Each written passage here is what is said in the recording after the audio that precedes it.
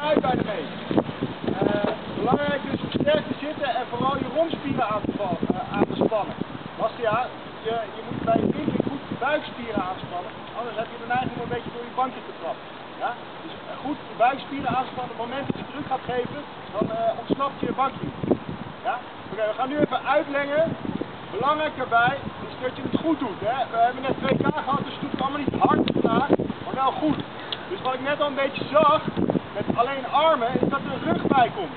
Alleen armen is ook daadwerkelijk alleen armen. Dus ga maar even op de uitpik zitten allemaal. Ja. Trouwens, iets meer naar voren. Ja. Max, ook iets sterker zitten. Ja. Oké. Hier vandaan is het dus alleen armen. En daar hou je je rug. Dus je hangt in je buikspieren. Zo meteen. Ja?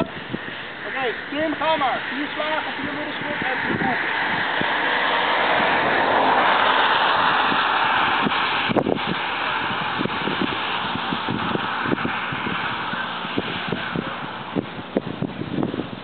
Ja, jongens, hou je rug recht. Alleen je armen.